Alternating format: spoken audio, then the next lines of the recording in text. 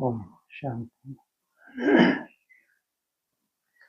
6 मई 2025 गीत चला है, मरना तेरी गली में, जीना तेरी गली में।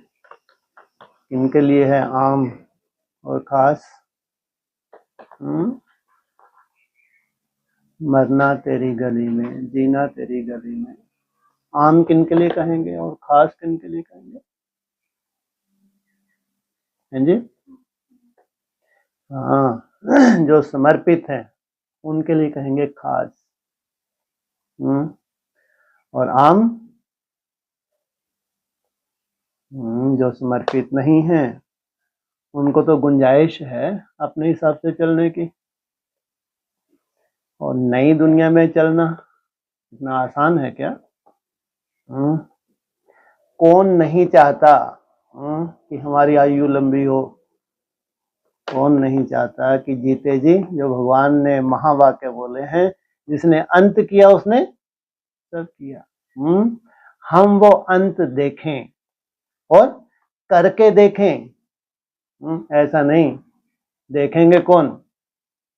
जिन्होंने अंत लाया है वही देखेंगे। इसलिए उनके लिए कितना बड़ा महावाक्य है। महान योगी ही क्या कर सकते हैं?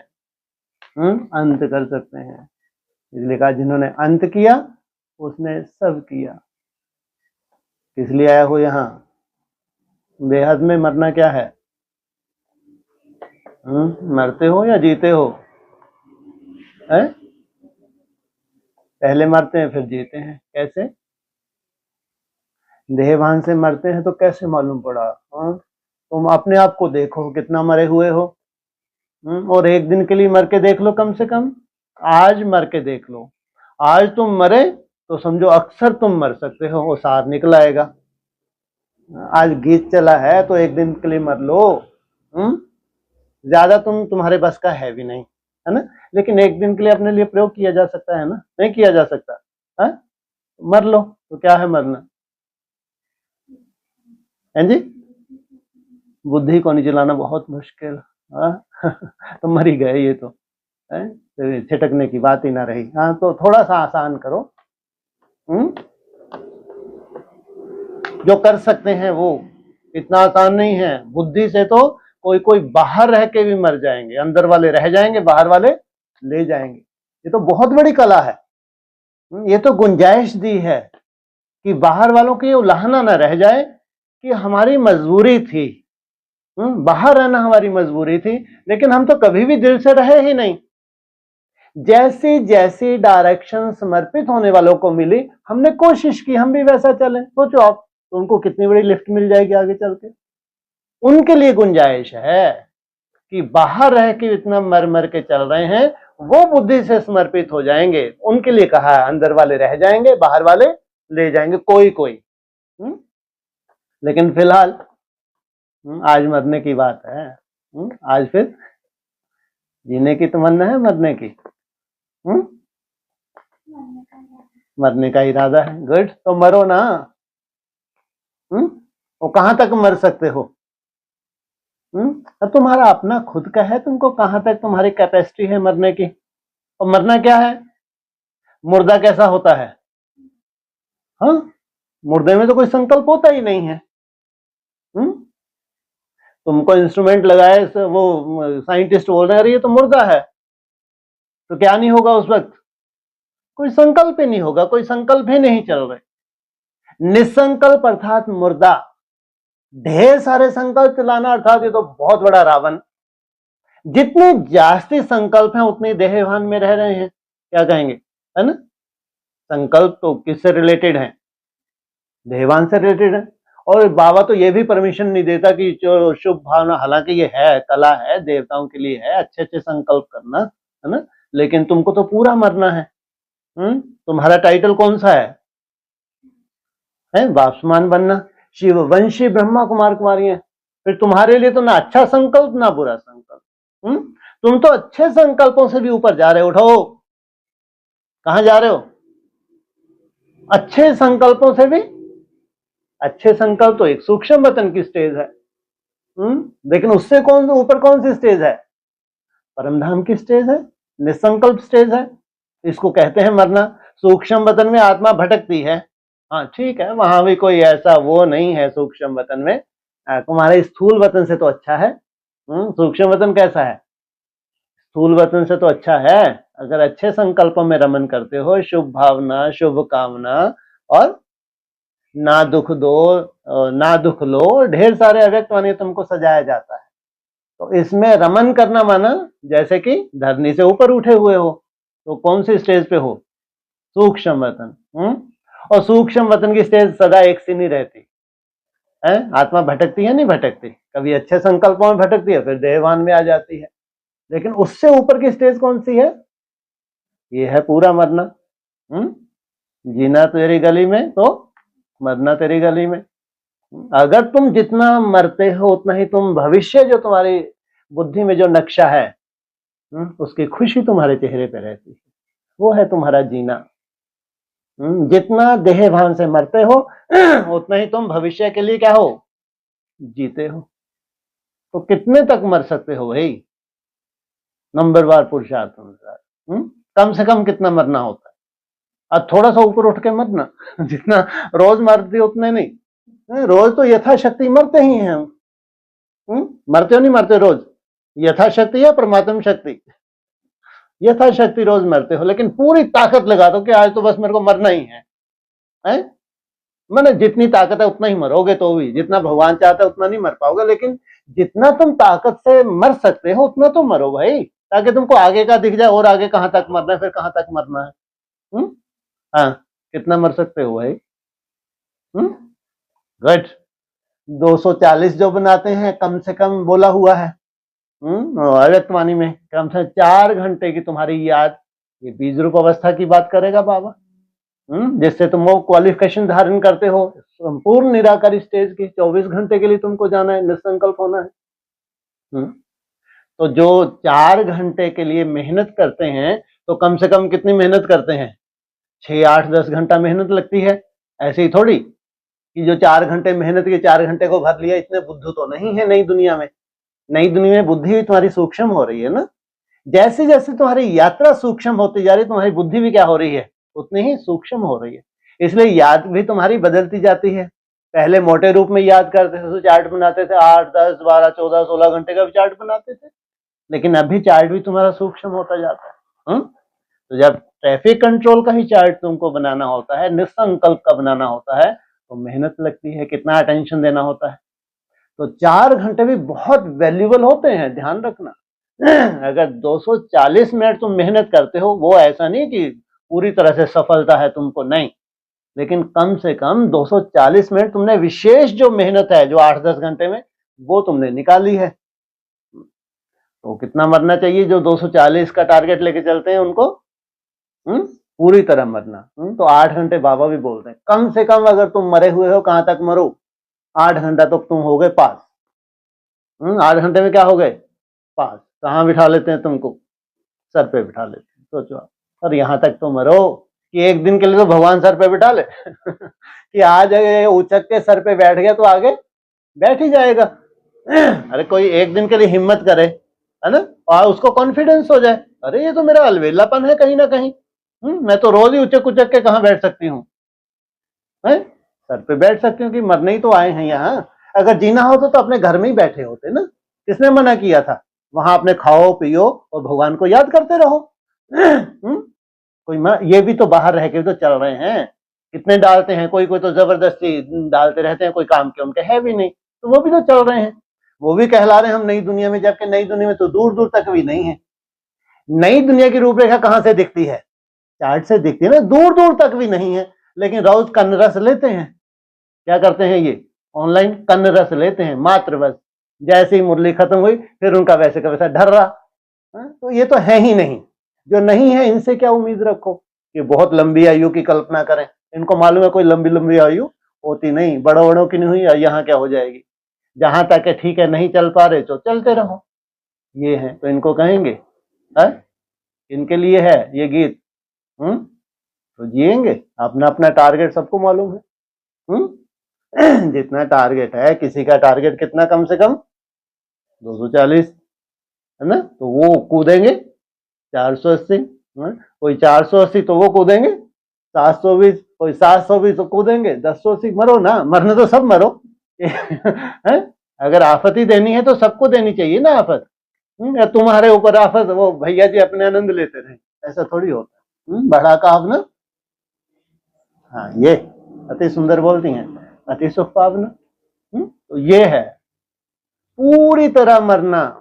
जितना संकल्प रहित हो रहे हो, ये है तुम्हारा मरना।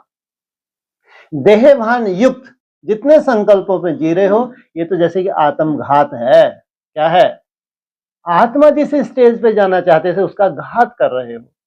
इसलिए कहा मनुष्य आत्मा खुद ही अपना मित्र है, खुद ही अपना शत्रु है। अपना शत्रु क्यों बने?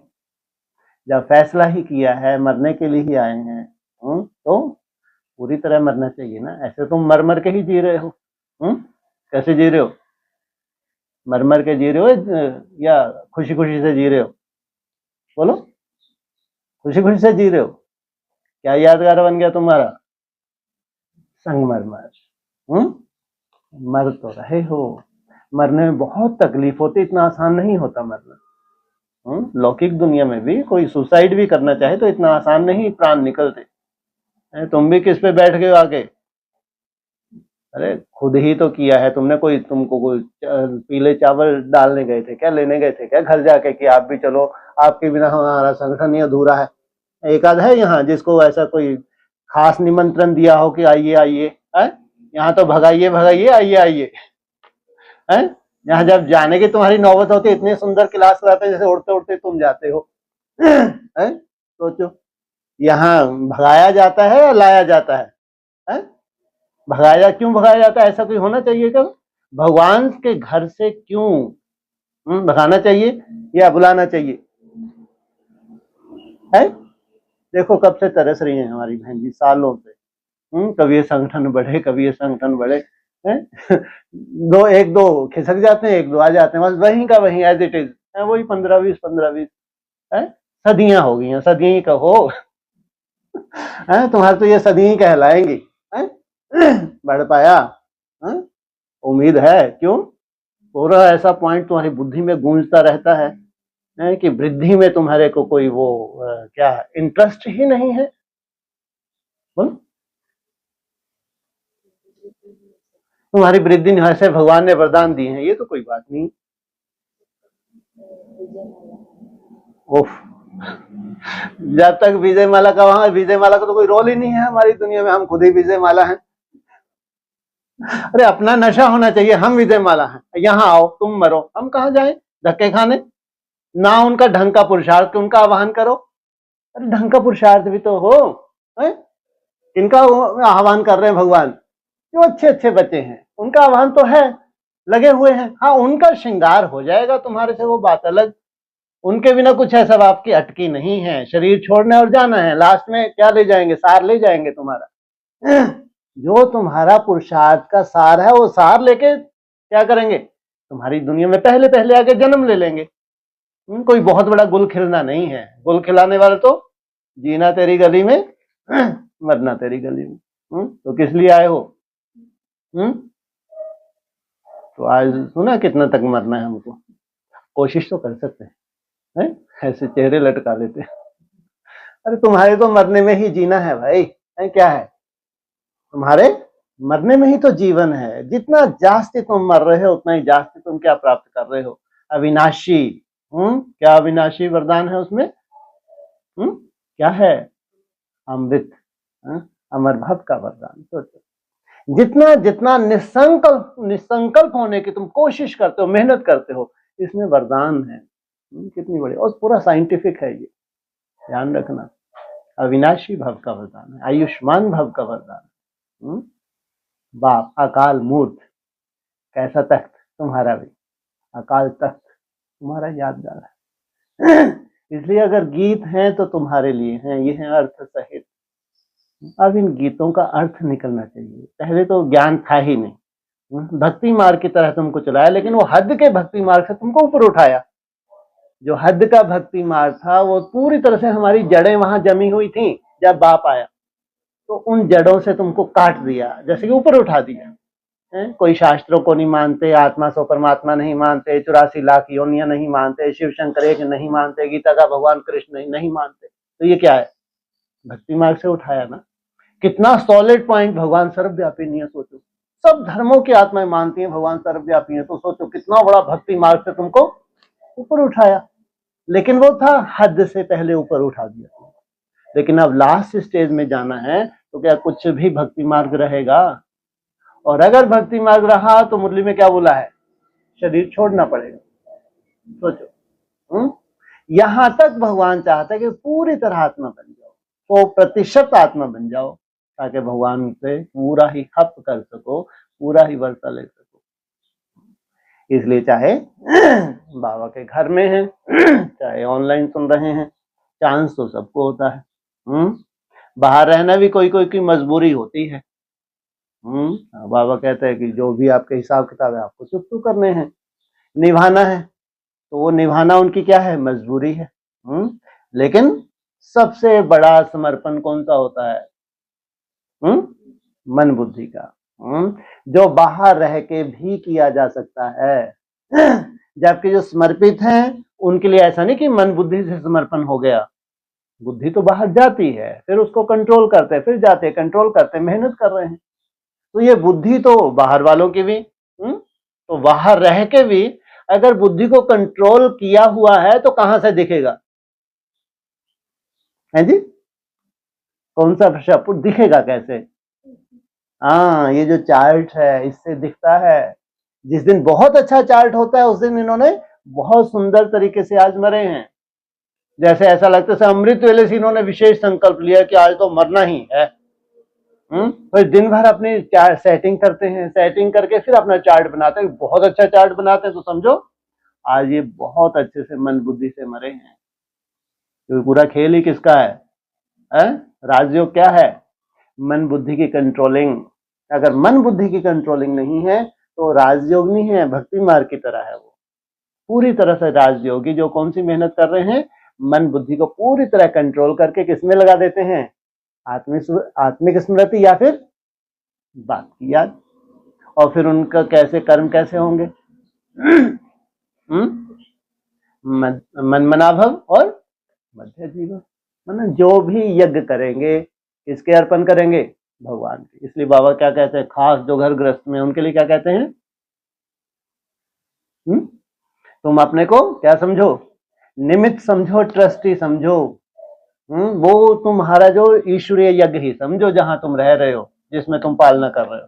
तो जो कितनी सुंदर युक्ति दी है उनको भी। बाहर रहते हुए भी तुम क्या समझो अपने को? निमित्त। ये मेरी मजबूरी है तोड़ निभाना, लेकिन सब कुछ किसका है? सब कुछ बाप का है। तो सोचो मन बुद्धि कितनी हल्की रहेगी। जो मुख्य रेस है हमारी मन मनाभव की, चाहे समर्पित है चाहे समर्पित नहीं है, मुख्य रेस कौन सी है? मन बुद्धि की एकाग्रता। उसके लिए कोई नहीं कह सकता कि हम समर्पित नहीं थे इसलिए हम इतनी ऊंची स्टेज नहीं पा सके, ऐसा तो नहीं कह सकते ना। इसलिए बाबा ने असली समर्पण है मन बुद्धि का समर्पण। इसको कहेंगे जीना तेरी गली में। तो रोज रोज जो मुरली चलती है, जो डायरेक्शंस मिलती हैं उन पे चलना, ये है असली चलना। इनके लिए कह सकते हैं रोज बाबा जो उनको पत्र लिखते हैं, डायरेक्शन देते हैं, उस पर चलते हैं, तो कह सकते हैं जीना तेरी गली में, मरना तेरी गली में। ओम शांति। बच्चों ने गीत का अर्थ सुना कि बाबा हम आपकी रुद्रमाला में पिरो ही जाएंगे। वाह क्या बात है। फर्स्ट कंडीशन क्या? हे बाबा हम आपकी किसमें? रुद्रमाला। क्यों? रुद्रमाला का मन का बने बिना कहां नहीं पिरोया जा सकता? विजय माला में जा नहीं सकते। और रुद्रमाला का जब तुम बनते हो तो कौन सी क्वालिटी धारण करते हो? उसका मतलब क्या है? वो नहीं, जितने भी रुद्रमाला के होंगे सभी शरीर छोड़ के जाएंगे कर्म भोग भोग होके। वो कभी थे? कभी रुद्रमाला में आए भी? ये भक्ति मार्ग है, इसको है मुर्दाबाद। तुमको लगता है हमने भट्टी की थी, हमने भगवान को पहचाना था। तुम मरे क्यों भाई? इतना जितना तुमने भोगा उतना तो कोई दूसरे ब्राह्मणों ने भोगा। इससे तुम्हारे से अच्छी तो ब्रह्मा कुमारी रही। इतना कोई भोगता है क्या भगवान का बन के? इतने कर्म भोग, एक के बाद एक परिस्थिति आती, दूसरी खड़ी हो जाती है। कौन कहेगा कि भगवान के बच्चे हैं? इसलिए 2007 में एक डिस्कशन हुई थी भोपाल में खास। क्या बोल दिया था उसमें डिस्कशन में, याद है कोई को? हाँ, विजयमाला लास्ट में आते हैं तो डायरेक्ट प्राप्त करके last of first, fast of first, सोचो आप। और ये लंगड़े के लंगड़े ही रह जाते हैं। स्पष्ट बोला है 2007 में, सोचो आप, भोपाल की डिस्कशन है। कहीं पे निगाहें, कहीं पे निशाना। और अगर तुम रुद्रमाला के मन के बनते हो तो कैसे मालूम पड़े कि तुम रुद्रमाला के मन के बने? कौन सा पुरुषार्थ करते हो? हाँ, निराकारी स्टेज में टिकने का।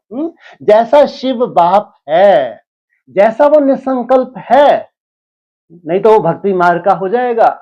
जैसा तुम्हारे बाप की सीटिंग दिखाई है, महादेव की सीटिंग कैसी दिखाई है? इसलिए बाबा ने कहा तुमने लिख के दिया कि हम तुम्हारे बच्चे हैं? कभी बाप ने किसी को लिख के दिया कि मैंने तुमको स्वीकारा? कई बार डिस्कशन में सुने, नहीं सुना? किसी को भी बाप ने लिख के नहीं दिया कि तुम मेरे बच्चे हो। तुमने लिख के दिया कि हम तुम्हारे बच्चे हैं। किसी भी सुना किसी डिस्कशन में? क्योंकि जानते थे बाप कि ये इस काबिल है ही नहीं कि मैं इनको क्या दे दूं कि तुम मेरे बच्चे हो। मेरे बच्चे बनना माना मेरे जैसा जीवन होना चाहिए। जैसा निराकारी स्टेज में मैं हूं, वैसी निराकारी स्टेज में तुम धारण करो, तब कहेंगे मेरे बच्चे। तो आप तो क्या बनना पहले? कंडीशन है ये। पहले तो रुद्रमाला का मन का बनना पड़े। और फिर बोला है रुद्रमाला तो बहुत बड़ी है। रुद्रमाला का तुम जीते जी बनते हो। निसंकल्प जीते जी होना, इसी शरीर से होना, ये है रुद्रमाला का मन का। नहीं तो रुद्रमाला कितनी बड़ी बताई है, नहीं ये 700-800 करोड़ की भी क्या है। उसके लिए मुरली में बोल दिया रुद्रमाला का मन का बनना कोई बड़ी बात नहीं है। सबसे बड़ी बात क्या बताई है मुरली में? विजयमाला में पिरो जाना, जीत प्राप्त कर लेना, इंद्रिय जीत बन जाना, ये है तुम्हारा लक्ष्य। सोचो आप। लेकिन पहले कौन सी स्टेज? निराकारी स्टेज, अर्थात अपनी रुद्रमाला में पिरो जाएंगे आपकी। तो यह गीत तो भक्ति मार्ग के बने हुए हैं। जो भी दुनिया में सामग्री है, जब तक पूजा पाठ, यह सब है भक्ति मार्ग। और यह है बेहद का भक्ति मार्ग। तो ब्राह्मणों की दुनिया में अभी और बढ़ता जा रहा है, कम हो रहा है। चाहे एडवांस कहलाते हो, चाहे ब्रह्मा कुमारी, इनमें और जास्ती दिन प्रतिदिन बढ़ता जा रहा है। भक्ति रावण राज, ज्ञान राम राज, सीधी सीधी परिभाषा है। क्या? अगर भक्ति है तो देहभान बढ़ रहा है। और अगर ज्ञान मार्ग है तो जैसा राम बाप, कैसा? रामराज। रामराज यहां होगा या वो त्रेता युग वाला रामराज जिसको स्वर्ग कहा ही नहीं? मुरलियों में क्या कहा? वो सहमी स्वर्ग है, स्वर्ग नहीं है। लेकिन ये रामराज कौन सा है? जिसको कहते हैं वंडर ऑफ द वर्ल्ड। जैसे राम बाप की स्टेज, इसलिए कहा राम बाप को कहा जाता है, माना शिव बाबा किसको कहते हैं? दूसरा नाम राम बाप की है। जैसे उस बाप की स्टेज, वैसी तुम स्टेज धारण करते हो। तो क्या कहा? भक्ति मार्ग है रावण राज, माना विकारों की अति होती जा रही है, तो इसको क्या कहेंगे? रावण राज। और ज्ञान मार्ग, वो ज्ञान मार्ग नहीं कि घंटों ज्ञान सुनाना किया, बहुत ज्यादा गहराई में चले गए, कोई काम के नहीं। असली ज्ञान मार्ग क्या है? स्वयं स्थिति में टिकना, निसंकल्प होना, ये है तुम्हारा पहला ज्ञान। ज्ञान को कहा जाता है नॉलेज, पढ़ाई। इसलिए यहाँ टोटली भक्ति मार्ग धीरे धीरे तुम्हारा क्या हो जाएगा? खल्लास। पढ़ाई को पढ़ाई की तरह ही पढ़ोगे। जैसे कहीं एडमिशन लेते हैं तो क्या होता है? पूरा लक्ष्य सामने होता है, स्टूडेंट्स पढ़ते हैं, उसमें रेस करते हैं। भक्ति को पढ़ाई नहीं कहा जाता। रोज मुरली सुन ली, सुना दी, इसको क्या नहीं कहेंगे। उसमें कोई उद्देश्य नहीं है कि हम क्या बनेंगे। भक्ति पढ़ाई नहीं है। अगर वैसे का वैसा तुम्हारा ढर्रा रोज चल रहा है तो उसको क्या नहीं कहेंगे? पढ़ाई नहीं। राजयोग सीखना, यही पढ़ाई है। पढ़ाई एक जगह स्कूल में पढ़ी जाती है। क्या सीखना है तुमको? यहाँ क्या सीखने आए हो? राजयोग। इसलिए अव्यक्तवाणी में क्या बोला है राजयोग के लिए? रूलिंग और कंट्रोलिंग पावर। तुम्हारी मन बुद्धि की रूलिंग कंट्रोलिंग पावर, ये संस्कार तुम्हारे जन्म जन्मांतर चलते। सोचो, द्वापर कलयुग में जो महाराजा हुए हैं, क्यों उनको मिली संगम युग पे ये कंट्रोलिंग पावर, रूलिंग पावर? अपनी प्रजा को बहुत अच्छे से रखना था उनको। सोचो, उनकी प्रजा उनको भगवान मानती थी। सोचो कैसे राजा हुए होंगे जो प्रजा उनको भगवान का रूप माने। तो उन्होंने वो रूलिंग कंट्रोलिंग पावर धारण कहाँ की? इसलिए बाबा कहते जन्म जन्मांतर की राजाई। ऐसा नहीं कि सत्ययुग त्रेता की उसका खत्म होगी, आगे चल के तुमको इतनी सुंदर हिस्ट्री, जो जड़ हिस्ट्री है जिसकी कोई वैल्यू नहीं है, उसमें भी तुमको नशा चढ़ जाएगा। सोचो, जबकि असली हिस्ट्री कौन सी है? सत्ययुग त्रेता की है, जो अभी गायब ही हो गई है। तो राजयोग सीखना यह पढ़ाई है। पढ़ाई एक जगह स्कूल में पढ़ी जाती है, भक्ति मार्ग में तो दर दर धक्के खाते हैं। क्यों धक्के खाते हैं? किस उम्मीद से धक्के खाते हैं? कि कहीं जाके हमारा कल्याण हो जाए, हमारी बुद्धि का परिवर्तन हो जाए, जो लक्ष्य है उस लक्ष्य की प्राप्ति हो जाए। पढ़ाई माना पढ़ाई, तो पढ़ाई पूरी रीति पढ़ना चाहिए। ऊपर ऊपर से पढ़ाई पढ़ ली, रोज मुरली सुन ली, लेकिन कुछ भी परिवर्तन नहीं है, तो इसको कहेंगे ये पढ़ाई पढ़ रहे हैं? ये तो कनरस है। बच्चे जानते हैं हम स्टूडेंट हैं, बहुत हैं जो अपने को स्टूडेंट नहीं समझते, क्योंकि पढ़ते ही नहीं है। ना बाप को बाप समझते हैं, ना शिव बाबा को सदगति दाता समझते हैं। मुख्य कौन है इसमें?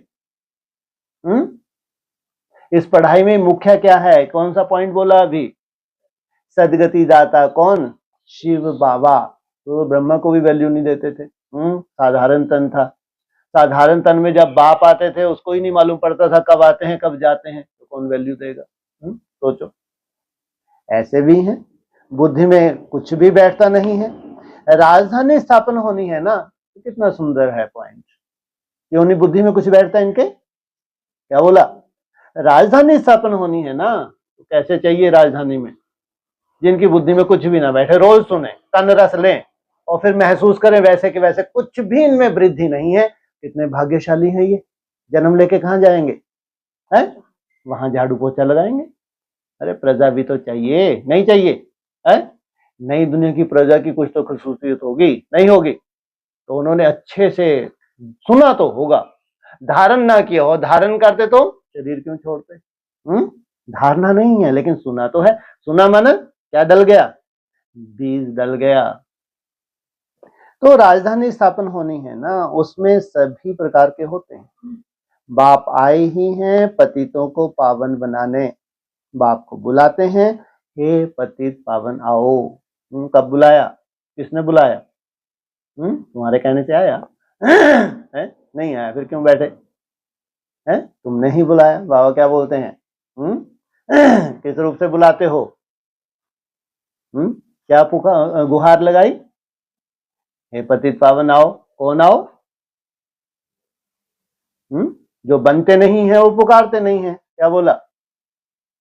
जिन्होंने पुकारा ही नहीं है तो वो उनके लिए आया भी नहीं हूं। जिन्होंने पुकारा वो उनको बनाया, और जिन्होंने पुकारा नहीं उनके लिए मैं आया भी नहीं। तो भारतवासियों ने पुकारा। कब पुकारा है जी? अंत में पुकारा। हाँ, अभी तो लगे हैं, खुद ही भगवान बन के लगे हुए हैं, अभी क्यों पुकारे? और जो निरहंकारी थे उनको पहले पहले भगवान मिल जाता है। असली पढ़ाई जो होती है, जो जितना निरहंकारी बनेगा तो समझो वो पहले सोने का बर्तन है, तो पढ़ाई पहले उसको समझ में आने लगेगी। जितना बट्ठल बुद्धि है, कमजोर बुद्धि है, ये बर्तन कैसा है उसका, जामड़ी बुद्धि है, तो उतना पीछे अभी पुकारेगा। आज नहीं तो कल पुकारेगा। नहीं पुकारेगा? नहीं पुकारेगा। अरे भगवान का बच्चा क्यों नहीं पुकारेगा? ये जो भीड़ पड़ने वाली है पुकारने के लिए, ताकि इनको होश आए। अरे कहाँ जी रहे थे, कहाँ जीना था। तो जो परिस्थितियां बनने जा रही हैं 27 से 34 तक, 7 साल हैं ये। 7 साल कैसी परिस्थितियां होंगी सोचो। कैसा शूटिंग पीरियड होगा, कल्पना करके देखो। कैसा शूटिंग पीरियड होगा। और वो भी कब शुरू होती है परिस्थिति? जब तुम कहां पहुंच जाते हो? वाह, एक्स्ट्राऑर्डिनरी स्टेज पे तुम पहुंच जाते हो। सोचो, इधर जय जयकार शुरू, उधर हाहाकार मचने लगी। इतनी ही गुंजाइश है, ज्यादा गुंजाइश नहीं है। ज्यादा नहीं।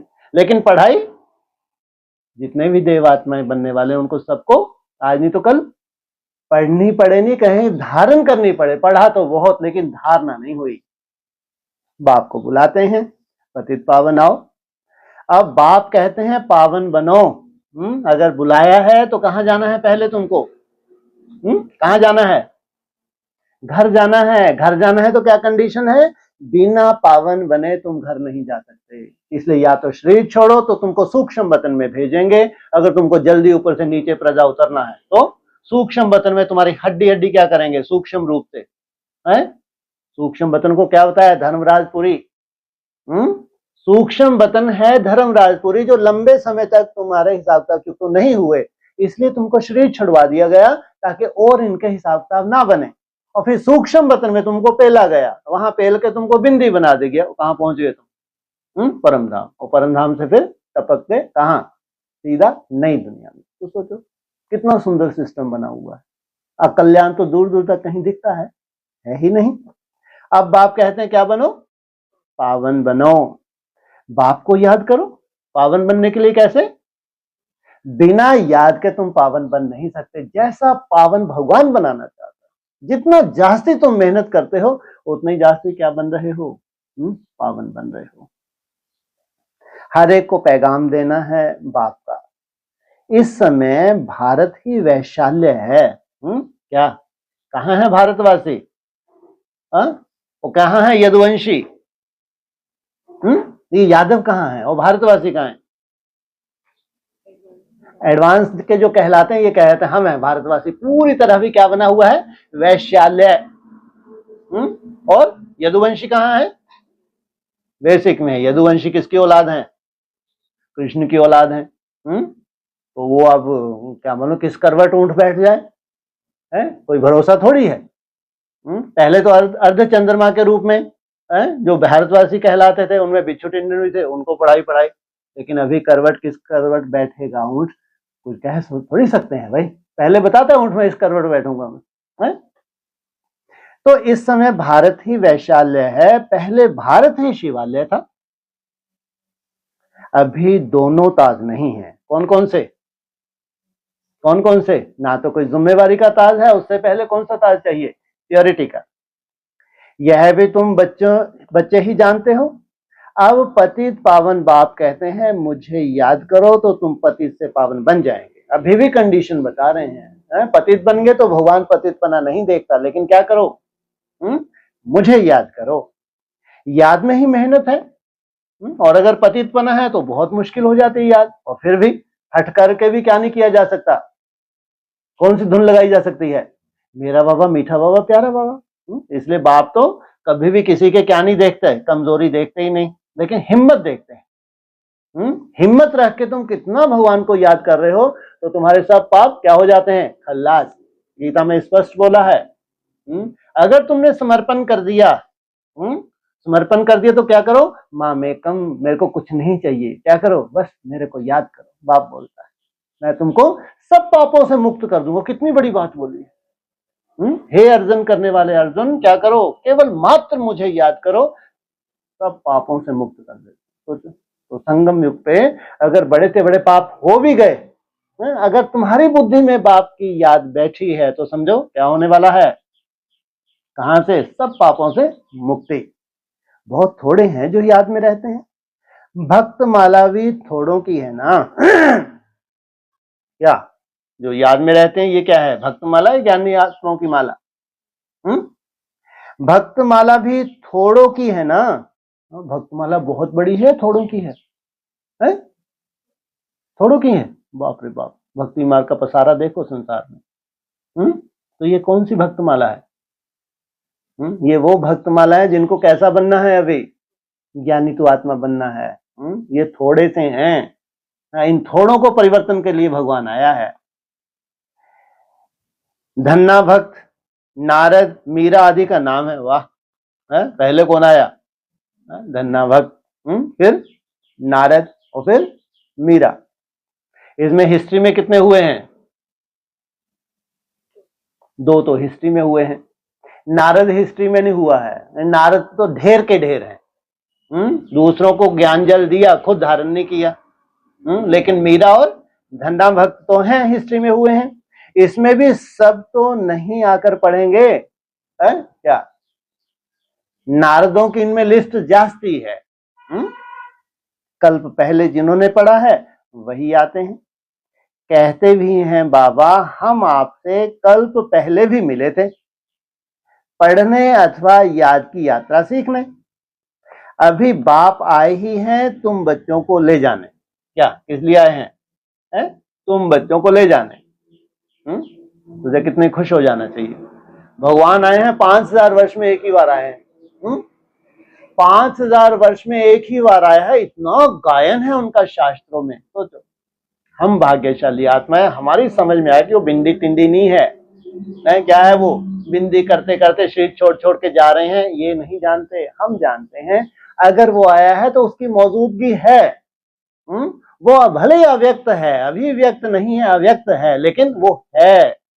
वो आया है सोचो कैसा बनाने के लिए? तुमको अव्यक्त बनाया। ब्रह्मा बाबा ने जब शरीर छोड़ दिया उसके बाद अव्यक्त वाणी शुरू हुई है सोचो। क्योंकि पहले पहले अव्यक्त बनने वाली आत्मा इस धरा पे आ गई थी ब्राह्मणों के बीच में। कौन? देवदेव महादेव। वो उनके पीछे पीछे उनके वंशज के लिए अव्यक्त वाणियां चली हैं। कितनी गहरी हैं अव्यक्त वाणियां, सोचो आप कितनी गहरी है ये पढ़ाई। अगर लौकिक में कोई थोड़ा बहुत विद्वान हो ना, अगर अव्यक्त वाणी एक भी पढ़ ले तो हैरान हो जाए, ये पढ़ाई तो इस लोक में हो ही नहीं सकती। सोचो आप कितनी सूक्ष्म पढ़ाई है, कितने सूक्ष्म स्टेज बाप तुम्हारी बनाना चाहता है। सोचो आप कितनी बार मिला है? एक ही बार। तो पूरी बाजी लगा देनी चाहिए, नहीं लगा देनी चाहिए? पूरी बाजी लगा देते हैं जब मिटने जा रहा है संसार, पूरी तरह मिटने जा रहा है सब कुछ, जैसे कि कंगाली दिखने वाली है कुछ ही समय में। सोचो आप वो कहां सब कुछ पा लेना, कहां मृत्यु का बाजार लगे, होलसेल मृत्यु हो, वो कहां तुमको इतना कॉन्फिडेंस हो जाए कि हमारे शरीर को छुड़वा ही नहीं सकता। कितनी बड़ी प्राप्ति है ये, छोटी मोटी है। और थोड़े से ये समय की लिमिट देखो, सबसे बड़ी बात कितना एक लिमिटेड समय है, उस लिमिटेड समय में बाप अच्छी मेहनत चाहता है। कितनी समझदारी है कि अगर हम बहुत सुंदर अगर मेहनत कर लेते हैं, अगर बाजी लगा देते हैं, सब कुछ भी अगर लात मार देते हैं तो कोई बहुत बड़ा त्याग नहीं किया, सब कुछ तुमने पा लिया। तो अभी बाप आए ही हैं तुम बच्चों को ले जाने, समझाते हैं तुम्हारी आत्मा पतित है, इसलिए बुलाते हो कि आकर पावन बनाओ। तुमने ही बुलाया है कि तुम्हारी आत्मा क्या है? पतित है। आत्मा अर्थात मन बुद्धि, तुम्हारी मन बुद्धि का पतन हो गया, इसलिए तुमने बुलाया है आकर क्या करो? मेरी मन बुद्धि का परिवर्तन करो। मन बुद्धि का परिवर्तन कैसे होगा? याद से। अब बाप कहते हैं मुझे याद करो, पवित्र बनो। याद आ ही नहीं सकती जब तक पवित्र नहीं बने हैं। बाप पढ़ाते हैं, फिर साथ में भी ले जाएंगे। ये हैं बच्चे जो क्या जाएंगे? साथ में जाएंगे। बाकी तो सबको जाना ही है, लेकिन साथ में जाना तो जरूर कोई प्रैक्टिकल होगा ना। बच्चों को अंदर बहुत खुशी होनी चाहिए, बाप पढ़ा रहे हैं। कृष्ण को बाप नहीं कहेंगे। अगर यहां बैठ के कृष्ण पढ़ाने लगे तो तुमको बहुत खुशी हो, अरे वाह कौन पढ़ा रहा है? गीता का भगवान कृष्ण पढ़ा रहा है। तो बाबा कह रहे हैं क्या ऐसे मंदबुद्धि तो तुम हो नहीं, कौन पढ़ा रहा है तुमको? बाप पढ़ा रहे हैं। कृष्ण को पतित पावन नहीं कहेंगे। अरे इतना सुंदर बच्चा, इतना सुंदर 16 कला संपूर्ण निर्विकारी, हद करती है। क्या नहीं कहेंगे उसको? अरे वो पावन है लेकिन पतित पावन नहीं है। कितनी बड़ी भूल कर दी, सोचो आप। वो पावन बना, किस आधार से बना? उसको जान के पहचान के उसने याद किया। तो कितना बड़ा भक्ति मार्ग, किसको मान लिया? कृष्ण को ही भगवान मान लेना। सोचो ये तो अति होगी भक्ति मार्ग की भी। यह किसको भी पता नहीं है कि बाप किसको कहा जाता है, और फिर वह ज्ञान कैसे देते हैं, तुमको समझ कैसे देते हैं जिससे तुम क्या बनो? पति से पावन बनो। यह तुम ही जानते हो। बाप अपना परिचय बच्चों को ही देते हैं, सबको नहीं, अरे गरे नथु खैरों को नहीं, जो उसके बच्चे हैं। क्या इनको देते हैं? जिन बच्चों से सृष्टि का परिवर्तन होना है, जिन बच्चों से सृष्टि की शुरुआत होनी है, उनको इतना गहरा ज्ञान चाहिए। उनके थ्रू क्या करें? कितना बड़ा कार्य है सोचो। कभी आपने थोड़ी सी बैठ के एकांत में कल्पना की है? कौन सी? सृष्टि की शुरुआत। कभी थोड़ा एकांत में बैठना ना, कभी हमने संकल्प नहीं शायद दिया हो इसलिए कभी आया ही नहीं विचार। कई बार क्लासेस में आता है, ऊपर से जाता होगा। थोड़ी सी कल्पना करके देखनी चाहिए कि पूरा संसार नरक नहीं महानरक बन गया, जल रहा है पूरा संसार। उसमें कुछ आत्माओं को भगवान ने निकाल के अलग कर दिया, वहां से एक नई सृष्टि की शुरुआत होगी। सोचो, पूरी दुनिया कहेंगे कि कितनी भाग्यशाली आत्माएं थी, कैसे एलियंस थे, कैसे ये अंडरग्राउंड रह रहे थे, कोई इनको पहचान ही नहीं पाया। सोचो कितनी बड़ी बात है। इन्होंने भगवान का अंश को धारण किया। क्या थे ये? ये थे एलियंस। क्या धारण किया इन्होंने? वो अंश धारण किया जिस अंश की कोई कल्पना भी ना कर पाए। हमको तो दिखते ये साधारण थे, बाप रे बाप। कल्पना करके देखो कभी, एक छोटा सा एक संसार है, बहुत छोटा सा संसार है, वो एक्स्ट्राऑर्डिनरी संसार है। तपस्या उनकी एक्स्ट्राऑर्डिनरी होती जा रही है, एक्स्ट्राऑर्डिनरी बनता जा रहा है वो। अब उस संसार को निकाल के अलग कर दिया, अलग कर दिया। सोचो आप, वहां वो अब जब ओरिजिनल स्टेजेस में चले गए, वहां से उनके चमत्कार होने शुरू हो गए। कल्पना करके देखो, जो भी वहां रह रहे हैं, वहां से नई सृष्टि की शुरुआत हो रही है। वो संगठित रूप में इतना पावरफुल उन्होंने योग बल अपना धारण किया कि अपने चारों तरफ ऐसा ऑरा तैयार कर लिया, चारों तरफ कोई भी प्रकृति का प्रकोप, कितनी भी वायु क्या होगी, दूषित हो जाएगी, लेकिन वहां जैसे कि फिल्टर होके आ रही है। सोचो आप, कल्पना करके देखो, उस सृष्टि में हम हैं। क्या इससे बड़ी प्राप्ति पूरे कल्प में कोई हुई होगी? जहां पूरा संसार जल रहा हो, पूरा संसार जल रहा हो। आज सबको दिख रहा है महाविनाश, सबको। सोचो, जो अच्छे अच्छे बुद्धिजीवी हैं वो अच्छे से देख पा रहे हैं जिस तरह से जो परिवर्तन हो रहा है, वर्ल्ड लेवल पे जो परिवर्तन हो रहा है, प्रकृति में जो परिवर्तन हो रहा है, राजनीति में जो परिवर्तन, पूरे वर्ल्ड लेवल पे जो अच्छे अच्छे बुद्धिजीवी हैं, समझदार हैं, वो अच्छे से देख पा रहे हैं जॉब्स की क्या हालत होने वाली है, बिजनेस की क्या हालत होने वाली है, खेती की क्या हालत हो, अच्छे से देख पा रहे हैं वो। सोचो आप, ऐसे समय पे भगवान मिला है हमको, क्योंकि आता भी कब है? जब पूरी सृष्टि का महापरिवर्तन होना होता है, तब आता हूं। ऐसे समय पे हमको समझ मिलती है। और कितने समय के लिए समझ मिली है तुमको? है कितना छोटा सा पैकेज है, कितने साल? 14 तो कुछ ज्यादा नहीं हो जाएंगे? 10, क्योंकि आदि में भी 10 ही था। है कब 10 कब था? 37 में 10 था, वो तो भक्ति मार्ग था। 10 साल का तुमको खास टाइम पीरियड। आने वाले 10 वर्षों में भारत में भ्रष्टाचार विकारों का अंत, लक्ष्मी नारायण का राज आ जाएगा। 66 67 में बोला 10 वर्ष का ही टाइम मिला, फिर वही 10 वर्ष फिर रिपीट हुए एडवांस में। आप लोगों को शायद नहीं ध्यान दिया हो, कभी मुरली सुन के देखना एडवांस की। 6-7 में चेंज किया है, बहुत बड़ा चेंज किया है। 6-7 से पहले कुछ परिभाषा अलग थी, 6-7 से परिभाषा चेंज होगी। क्या हुई है? हाँ, कृष्ण का जन्म, पुरानी जितनी भी सुन लो उनके साथ कृष्ण का जन्म 18 में होना चाहिए था स्थूल रूप में। जबकि हमारे यहाँ कभी भी डिस्कस का विषय ऐसा नहीं रहा। हम लोग क्या अक्सर डिस्कस करते थे कि ये बेहद में हो जाएगा आगे चल के। वो 2006-7 में क्या बोला बाबा ने, क्या बोलना शुरू कर दिया कि हद का जन्म नहीं, क्या होगा, ये बेहद का जन्म है। तो वो भी 10 वर्ष का टाइम किनको दिया? नई दुनिया की सौगात तुम बच्चों को दी है, आना जाना करते हो ना। सोचो आप, ये भी 10 वर्ष का है। कहां से कब? वो 4 तो वो अभी ये की बात कर रहे हैं। ये कब से कब है? 34 से 24, उल्टा बोल रहे। 34 तक, कहां से? 24 से। हाँ, 12 बजे और तुम्हारा टाइम टिक टिक टिक टिक शुरू। कितने सेकंड की बाजी है? 84 सेकंड की बाजी है बस, मात्र। सोचो, इसमें आर या पार। जितनी तुम मेहनत कर रहे हो, स्टेज की चिंता मत करो, ये ध्यान रखना, स्टेज की बिल्कुल चिंता नहीं करनी। एक तरफा तपस्या माने तपस्या। हम मूंझते कहां हैं? जब कोई विशेष कोई हमको अनुभूति नहीं होती, वहां मूंझ पैदा होती है। मालूम नहीं हमारी याद ठीक है नहीं ठीक है, कैसे करना चाहिए, ऐसे वैसे, वहां मूंझ जाते हैं। इसलिए महामंद बुद्धि कहलाते हैं जो बुद्धि चलाते हैं। तपस्या माना तपस्या। तपस्या का तो फल सदा ही श्रेष्ठ मिलता है। भक्ति मार्ग में भी देख लो आप, जिन्होंने भी तपस्या किया, हिस्ट्री में देख लो आप, उसका फल तो मिला है, भावनाओं का फल भी मिलता है। इसलिए कभी भी रिजल्ट अपनी मत देखो, बुद्धि को मत चलाओ, लेकिन जो तुम मेहनत कर रहे हो, हर सेकंड की मेहनत क्या है? हर सेकंड जीवन मुक्ति की क्या हो रही है? प्राप्ति हो रही है। सोचो आप, मिनट की बात छोड़ो, घंटे की बात छोड़ो, दिन में जब जब भी तुमको याद आ जाए, कुछ कुछ सेकंड के लिए जो तुम याद करते हो, ये क्या है? ये जीवन मुक्ति है। ये 10 साल का पीरियड, 34 तक, एक एक दिन कितना वैल्यूबल होगा। इसलिए कह सकते हैं कोई ब्रह्मा ने बैठ के नहीं लिखी है क्या, है? हर एक की तकदीर नहीं। अब किसके हाथ में कलम दे दी थी? हाँ, स्वयं के हाथ में तुम्हारे कलम देगी थी। तुम जैसी चाहो अपनी क्या लिख सकते हो? तकदीर लिख सकते हो। तो यह तुम ही जानते हो। बाप अपना परिचय बच्चों को देते ही हैं, नए नए कोई से बाप नहीं मिल सकते।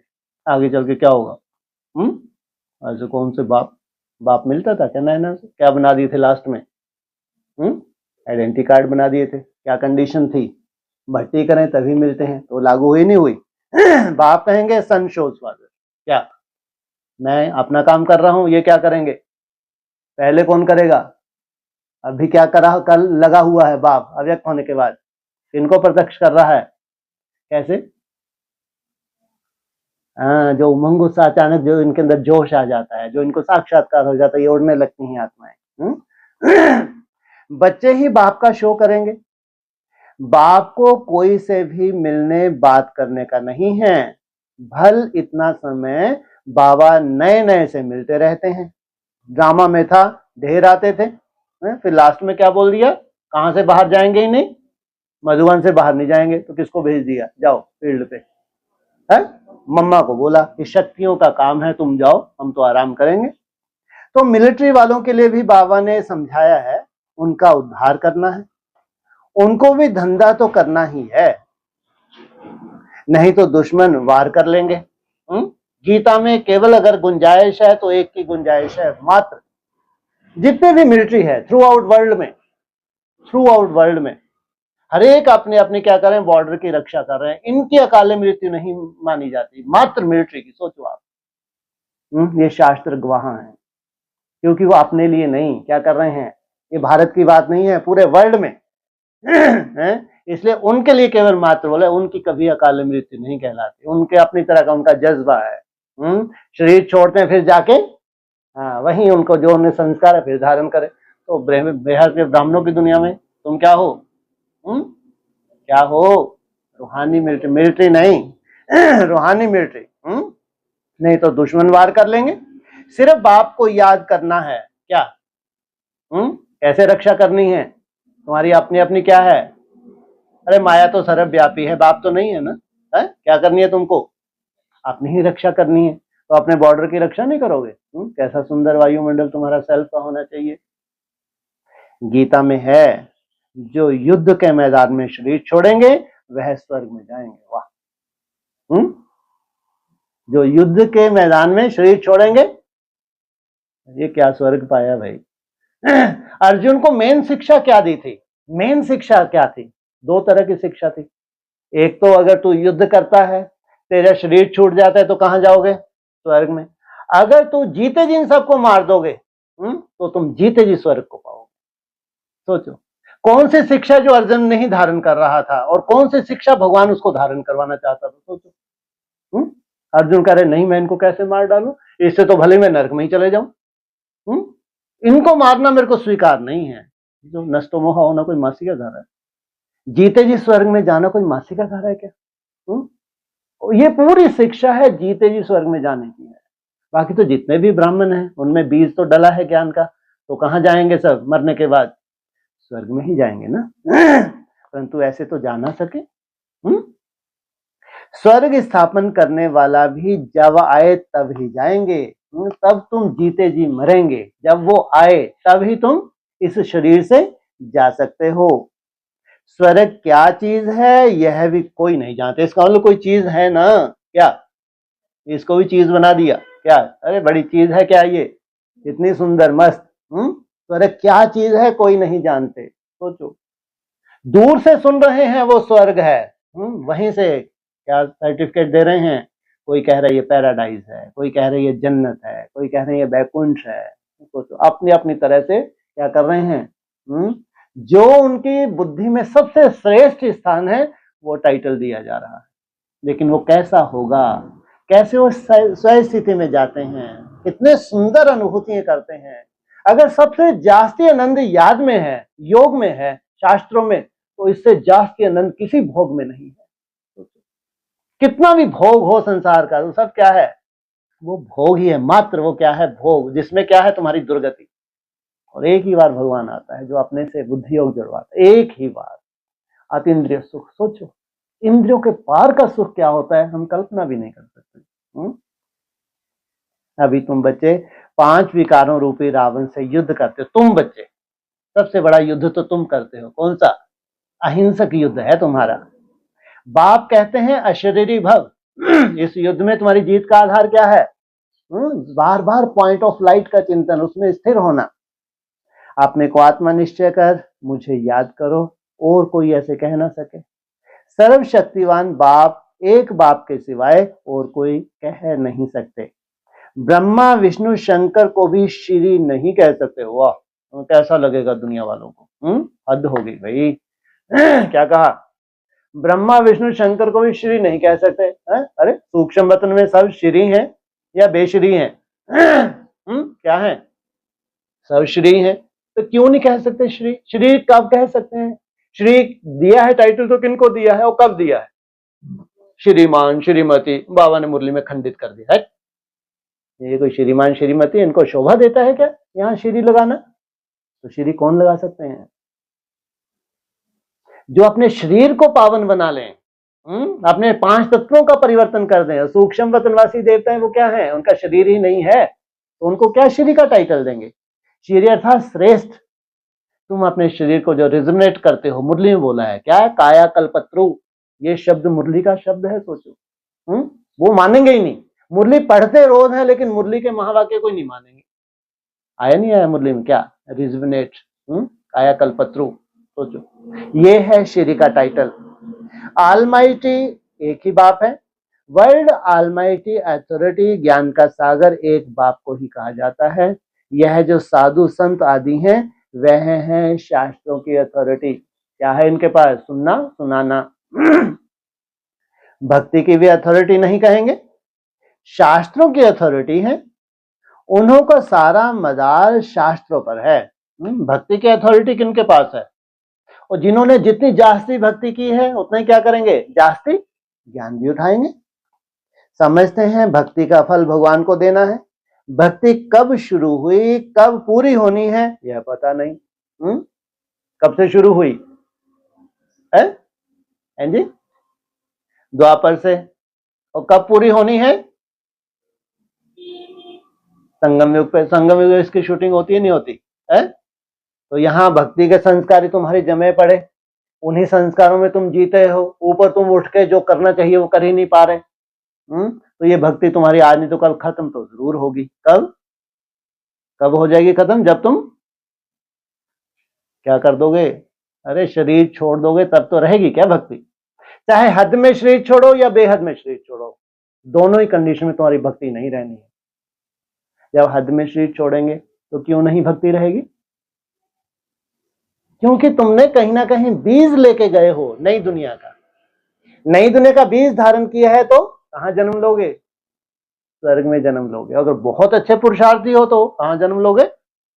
पहाड़ों पे जन्म लोगे। जहां भी स्वर्ग के संगठन होगा उसके आसपास ही तुम जन्म ले लोगे। दौड़ दौड़ के आओगे नहीं आओगे। और माँ बाप कितने सुंदर मिलेंगे, हाँ जा बेटा जा, बहुत अच्छा है, संसार तो जल गया, ये तो बहुत अच्छे लोग हैं, सफेद ड्रेस पहनते हैं, दिन भर ध्यान करते हैं, हाँ तो रोज जा, हमको भी बताना, हम भी चलेंगे। तो ऐसे माँ बाप मिल जाते हैं। इस बात से वजह से मिले, पिछली तुम्हारी तपस्या की वजह से। उनका भी कल्याण हो गया। तो सोचो, और तुमको वहां जन्म लेना है? तुमको तो संसार बसाना है। ये संसार बसाने को कितना समय लगे? कोई बोले मैं तो 80 साल का हो गया तो जाऊंगा ही जाऊंगा। अरे ये संसार बसने को कितना समय है? 10-15 साल के, 10-15 साल जीना 80 साल वाले कोई मुश्किल है क्या? हद हो गई है। तो निसंकल्प अवस्था की प्रैक्टिस करें और देखेंगे अपने तो 80 साल के होगी, क्या मालूम इनका कब यज्ञ पूरा होगा, कब सृष्टि खत्म होगी। ठीक है, जितना हो गया इतना ही काफी है। सोचो, तो बाबा कहते ये है मेरे हम जिन्स। सबके लिए क्या है? उम्मीदों के सितारे। उम्मीद रखनी चाहिए नहीं चाहिए कि क्या करें हम, इसी शरीर से उसको देखें और जाके देखें, दूर से नहीं। तो आधार क्या है? केवल याद। तो भक्त समझते हैं भक्ति से भगवान राजी होगा, भगवान से मिलने की इच्छा रहती है, परंतु वह किसकी भक्ति से राजी होगा? अरे वाह, अगर है तो किसकी भक्ति से राजी होगा? प्रश्न पूछा। जरूर उनकी ही भक्ति करेंगे तब तो राजी होगा ना। जिसकी भक्ति तुमने करनी चाहिए थी कि नहीं है? तुम यहां भी आए तो देहधारी अच्छे अच्छे तुम्हारे सामने है तो उनकी भक्ति शुरू कर दी। रामचंद्र जी महाराज है, कृष्णचंद्र जी महाराज है तो उनकी भक्ति शुरू कर दी है। तो गति सेकंड क्लास हुई, थर्ड क्लास हुई या फोर्थ क्लास हुई या फिफ्थ क्लास, कौन से क्लास की हुई? है जी, सेकंड क्लास भक्ति किसकी हुई? कृष्ण के फॉलोवर। थर्ड क्लास भक्ति किसकी हुई? राम के फॉलोवर। फर्स्ट क्लास भक्ति किसकी हुई? शिव के फॉलोवर। वो ये कोई नई बात थोड़ी है। कहाँ, एक कौन सा सुंदर चित्र है, उठा के देख लो, है सीढ़ी का चित्र है। तुम शंकर की भक्ति करो तो बाप कैसे राजी होगा? हद हो गई है। किसकी भक्ति करो? तुम शंकर की भक्ति करो तो बाप क्यों? शंकर के हाथ में डमरू दिखाया और डमरू से तुम्हारी बुद्धि चट खाते में चली गई। तुम कितना ही उसको अपना बाप मानते रहो, लेकिन ऊपर वाला जानता है इसमें मैं भी था और ये डमरू भी था। है? हम लोग भक्ति मार्ग में क्या कहते हैं? शिव शंकर एक या दो दो बताते हैं, एक ही मानते हैं ना भक्ति मार्ग में। तो उसमें क्या है? शंकर का पार्ट भी है, कौन सा? विनाशकारी डमरू का। शिव का पार्ट भी है, मुरली का एज इट इज। पढ़ के तो सुनाई ना मुरली। क्लैरिफिकेशन किनके लिए दिया? जो बिच्छू टिंडन है, जो विदेशी विधर्मी है, उनको तो विस्तार चाहिए, लेकिन सार किनको चाहिए? जो मुरली पढ़ के सुनाइए उनको सार चाहिए। तो शंकर की भक्ति करो तो बाप राजी कैसे होगा? क्या हनुमान की भक्ति करेंगे तो बाप राजी होगा? तो जो टॉप का पुरुषार्थी है शंकर है, जब उससे ही राजी नहीं हो रहे तो ये पूंछ वाला, सूंड वाला, इनसे राजी कैसे होंगे? दीदार हो जाता है, बाकी मिलता कुछ भी नहीं है। भले ही तुमको क्या हो जाएगा आगे चल के? दीदार हो जाएगा किसका? क्या साकार का? लो, बात क्या चल रही है, बोल क्या रहे हैं? किसका दीदार हो जाएगा? हनुमान का भी हो जाएगा, गणेश जी महाराज का भी हो जाएगा, तो त्रिमूर्ति का भी हो जाएगा। तो इससे हो क्या रहा है भाई? क्या इससे तुम्हारी अवस्था बहुत ऊंच चली गई क्या? कोई कोई तो ललायत रहते हैं इन एक्टर्स को जाने, मंदबुद्धि। अगर ये एक्टर्स आगे चल के प्रत्यक्ष भी हो गए तो तुम्हारा क्या हो गया? तुमको कौन सा जंप मिल गया? हद हो गई। ये तो इनको कहेंगे मंदबुद्धि, जो केवल एक्टरों को जानना ललायत हो रहे हैं। इनको देखे कहाँ है, कैसे पुरुषार्थ कर रहे हैं। बाबा क्या कहते हैं? अपनी घोड़ तो नशा चढ़े। तुम अपने लिए पुरुषार्थ करो, अपना पुरुषार्थ करो, जिससे तुम्हारी आत्मा का कल्याण हो।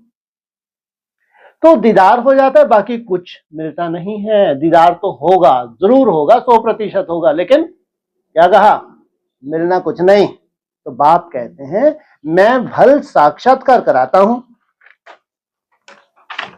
परंतु ऐसे नहीं कि मेरे साथ आकर मिलेंगे। हट, क्या साक्षात्कार करवाया तो कम से कम तुम जान जाओ ये बाप है? लेकिन देखते भी नहीं। बाप तुमको देखता है, वो तो कहीं दूर बैठे, अमेरिका में, अफ्रीका में, कहां कहां बैठे, बाप को याद कर देखता हूं उनको है? और हम वैसे खुश होते जा रहे हैं। हद हो गई ना ये तो। तो नहीं, तुम मेरे साथ मिलते हो, वो नहीं, लेकिन तुम क्या मेरे साथ मिलते हो। भक्त भक्ति करते हैं भगवान से मिलने के लिए, कहते हैं पता नहीं कि भगवान किस रूप से आकर मिले, इसलिए उसे कहा जाता है ब्लाइंड फेथ। अभी तुम बाप से मिले हो, जानते हो, वह निराकार बाप जब शरीर धारण करे तब ही अपना परिचय दे कि मैं तुम्हारा बाप हूं। 5000 वर्ष पहले भी तुमको राज भाग्य दिया था, फिर तुमने 84 जन्म लेने पड़े, तुमको लेने पड़े, जैसे कि मजबूरी थी। क्या कितने जन्म लेने पड़े? नहीं तो तुम कभी नीचे ही नहीं आते। लेकिन 84 में तुमने क्या क्या देखा? अच्छा देखा होगा, बुरा देखा होगा? बहुत अच्छा देखा होगा, बुरा तो दूर दूर तक नहीं दिखा होगा तुमको। सूखी सूखी टांगे भी लास्ट में अगर तुमको दुखी हो तो चलो चलेगा यार, इतना तो चलेगा, लेकिन पूरा क्या है? बहुत ही अच्छा, अच्छे से अच्छा है। चलो ठीक है, अगर आपको मंजूर तो ठीक है भाई, साथ में रहना। बस क्या प्रॉमिस करना? द्वापर कलयुग भी हमारे और फिर तुमको दिखाया भी तो कैसे हम साथ में हैं, कैसे चाणक्य के बैकबोन के रूप में है, कैसे गाइड करते हैं चंद्रगुप्त को, है फिर कैसे महाराज विक्रमादित्य, कैसे सब दिखाते नहीं दिखाते है। ऐसे तुम संतुष्ट तो होगे नहीं है। अगर आओगे स्वीकार करोगे तो अच्छा अच्छा करके, एक ने स्वीकार कर ले तो फिर पीछे लाइन, पीछे वालों को तो फिर जाने, जब इसका चले गया है अब तुमको तो आप पूछो ही मत, लटकते रहो एक के पीछे एक। हाँ तो क्या कह रहे हैं, कितना अजीब सा है ना। तुमको राज्य भाग दिया था, फिर तुमको 84 जन्म लेने पड़े। पड़े शब्द माना क्या होता है, इच्छा नहीं है। यह सृष्टि चक्र फिरता रहता है। द्वापर के बाद ही दूसरे धर्म आते हैं, अपना अपना धर्म आकर स्थापन करते हैं। कब होगा ये समय, भविष्य में। द्वापर के बाद, द्वापर की शूटिंग कब से कब, 34 से 31 से 34। हाँ इसमें अपने अपने क्या करेंगे, धर्म स्थापन कर, तब इनको होश आती है, तब जाके सोल इनका पीछा छोड़ती हैं। इसमें कोई लड़ाई की बात नहीं है, बड़ाई किसकी भी नहीं है। ब्रह्मा की बड़ाई तब है जब बाप आकर प्रवेश करते हैं। केवल किस वजह से है बढ़ाई, बढ़ाई नहीं, किस वजह, हाँ तो उससे ये थोड़ी है कि इसको बहुत ऊंचा उठा दिया, इसको कोई निराकारी स्टेज में पहुंचा दिया, हाँ कोई इसके कर्म भोग में हेल्प कर दी, बोला क्या, इसको क्या करना है, इसको भी क्या करना है, पुरुषार्थ करना है। नहीं तो यह धंधा करता था, इनको भी थोड़े ही पता था मेरे में भगवान आएंगे। बाप ने प्रवेश कर समझाया कि कैसे मैंने इनमें प्रवेश किया। किसने समझाया, बाप ने। कैसे इनको दिखाया, मेरा सो तुम्हारा, तुम्हारा सो मेरा, देख लो। तो समझ में आती है इनके बातें है? क्या दिखाया इनको है, मेरा सो तुम्हारा, वो बाद में, पहले तुम्हारा सो मेरा, ये करो, ये बहुत मुश्किल है। मेरा सो सब कुछ तेरा, इसमें तो कोई डाउट है ही नहीं, लेकिन सबसे मुश्किल क्या है, तेरा सब कुछ मेरा है। जाती हैं ऊपर से बातें, लेकिन हकीकत तो है। तुम मेरे मददगार बनते हो, अपने तन मन धन से, तो उनकी एवज में तुमको यह मिलेगा। क्या मिलेगा एवज में तुमको, यह मिलेगा। क्या मिलेगा है, प्रिंस बनोगे।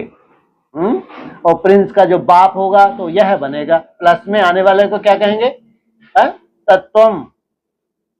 तुम मेरे मददगार बनते हो। बाप कहते हैं मैं साधारण तन में प्रवेश करता हूं, जो अपने जन्मों को नहीं जानते, परंतु मैं कब आता हूं, कैसे आता हूं, यह किसको भी पता नहीं। और ब्रह्मा बाबू क्या बोलते थे, वो कब आता है कब जाता है मेरे को भी मालूम नहीं पड़ता। अभी तुम देखते हो साधारण तन में बाप आए हैं, इन द्वारा हमको ज्ञान और योग सिखा रहे हैं। ज्ञान तो बहुत सहज है। नरक का फाटक बंद हो, स्वर्ग का फाटक कैसे खुलता है यह भी तुम जानते हो। क्या, नरक का फाटक क्या होने जा रहा है, टोटली बंद, और स्वर्ग का फाटक दोनों एक साथ होंगे अलग अलग होंगे, एक साथ। द्वापर में रावण राज्य शुरू होता है, अर्थात नरक का द्वार खुलता है। कहां से खुलता है, द्वापर से। नई और पुरानी दुनिया को आधा आधा में रखा जाता है। तो अब बाप कहते हैं मैं तुम बच्चों को पति से पावन होने की युक्ति बताता हूं। क्या, ये भी तुम्हारे लिए युक्ति है, तुम्हारे लिए खास। बाप को याद करो तो जन्म जन्मांतर के पाप नाश हो जाएं।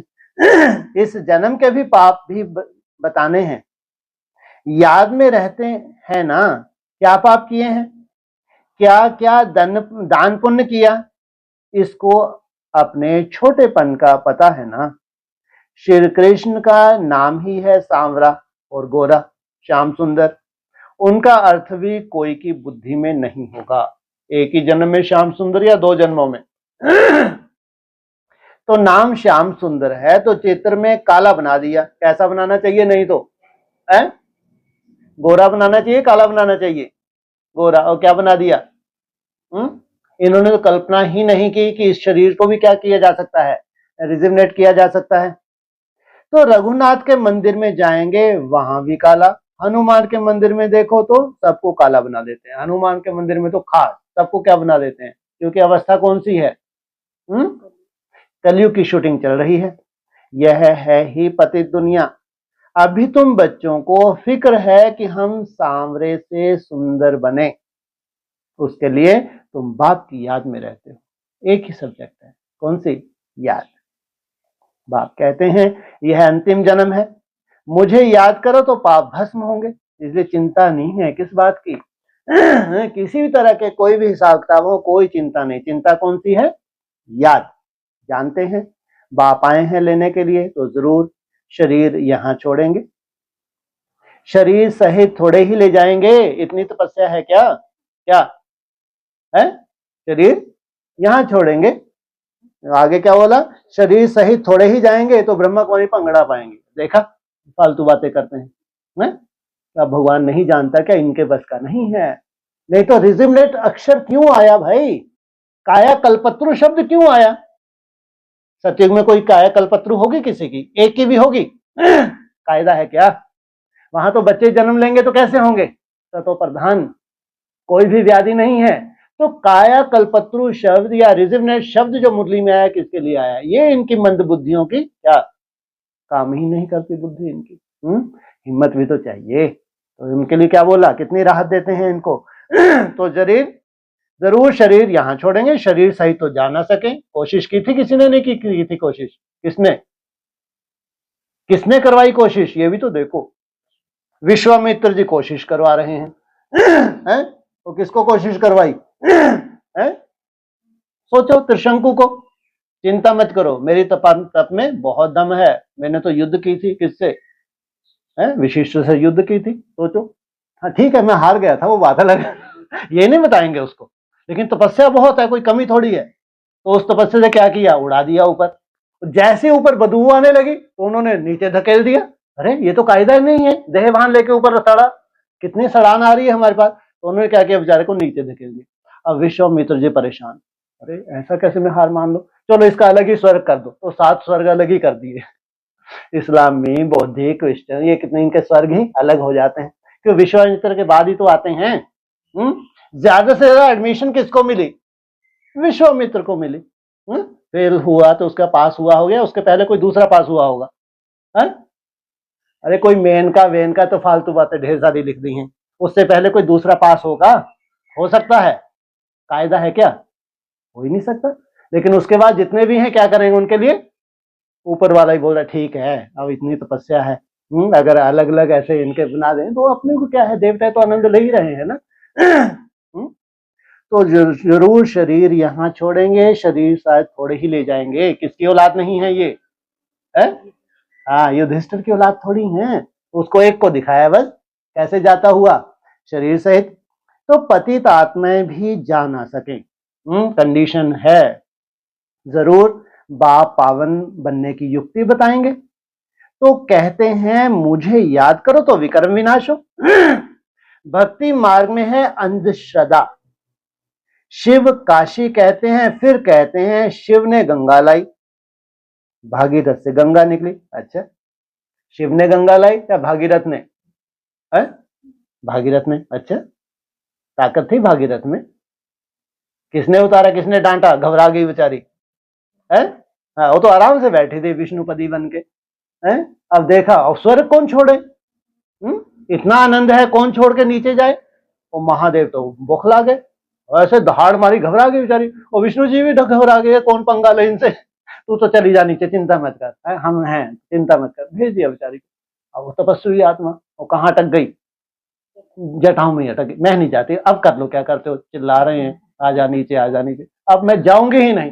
भोलेनाथ परेशान, अब मैं क्या करूंगा? अब मेरी जटाओं में तो मेरे को संभाल नहीं है। तो हद हो गई भाई। अब बोला उसको, फिर बोले भैया तू और अच्छे से तपस्या कर, अभी तो कमी है। ऊपर तो डांट के तुमने बुलवा दिया, लेकिन अब मेरे मिनी मधुन पे रह रही है, तपस्या कर रही है। अब फील्ड पे तुम लोगों के वंशज को उसके लिए तो और तपस्या करनी पड़ेगी, नहीं तो पड़े रहो, मरे रहो। मेरे ऊपर तुमने उंगली उठाई, रसातल में 60,000 भस्म हो गए। अब इससे नीचे मैं नहीं ला सकता। अरे अपनी जटाओं से कौन नीचे फेंके? इसके लिए तुम तपस्या करो कि मिनी मधुन से इसको प्रेरणा मिले। किससे मिले? जाके वरुणा से जाके मिले। वरुणा इसको, इसकी तलवार में ऐसी धार पैदा करेगी, खटाक खटाक काम हो जाएगा। तो फिर बेचारे बैठ गए। तो बैठेंगे नहीं बैठेंगे? नहीं बैठेंगे, बैठेंगे। तो कहते हैं शिव ने गंगा लाई, भागीरथ से गंगा निकली। अब पानी माथे से क्या निकलेगा? है? ये सब माथे से क्या निकल रहा है? क्या निकल रहा है?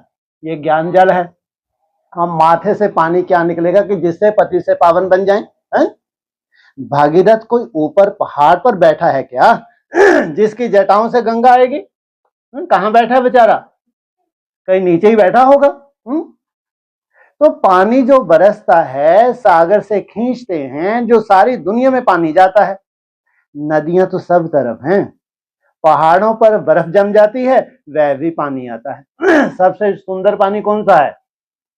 पहाड़ों से जो नदियां नेचुरल रूप से निकल रही हैं, ये हैं शुद्ध। कितनी सुंदर बीज रूप अवस्था में गई हैं।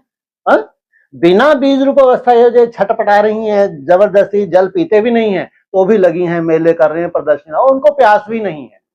तुम क्या पति से पावन बनाओगी? खुद ही नहीं बनी। ये है असली जो ग्लेशियर पिघलते हैं, वहां से जो नेचुरल रूप से आती हैं, ये है बीज रूप अवस्था। तो पहाड़ों के अंदर गुफाओं में जो पानी रहता है, वह फिर कुओं में आता रहता है। वह भी बरसात के आधार पर, बरसात ना पड़े तो कुएं भी सूख जाएं। किस आधार से?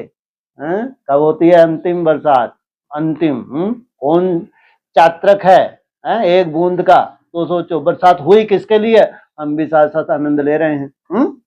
तो बाबा भी कहते भी हैं, बाबा हमको पावन बनाकर स्वर्ग में ले जाओ। आश ही स्वर्ग कृष्णपुरी की है, विष्णुपुरी का किसको भी पता नहीं। लो इनसे मिलो। कौन सी आश लगा के बैठे हैं? कब हमारे ब्रह्मा बाबा आ जाओ, ब्रह्मा बाबा कहाँ जाके जन्म लो, हम भी देखे कौन सा मोड़ मुकुट लगा के ब्रह्मा बाबा पैदा हुए। सोचो, जहां ब्रह्मा बाबा पैदा हो रहे वहां ये पाँव नहीं रख सकते। ये सोचो, ललायत हैं ब्रह्मा बाबा को देखने के लिए, तुम पाँव भी नहीं रख सकते, सड़े हुए हो तुम लोग। हैं? जैसे मोर मुकुट लेके चारों तरफ रोशनी रोशनी हो जाएगी। इतना बड़ा पंडित कैसी कथा सुनाता है, जैसे ही जन्म होगा चारों तरफ रोशनी रोशनी रोशनी। आज तक हुई क्या? जो आज तक नहीं हो वो कैसे मुंह के गप्पे लगा रहे हैं, कैसे हो जाएगा? तो क्या कहते हैं, आश है कृष्णपुरी की है, विष्णुपुरी का तो कोई कोई पता नहीं। कृष्णपुरी से उत्तम कौन सी है पुरी? विष्णुपुरी। उसको क्या कहते हैं? बैकुंठ।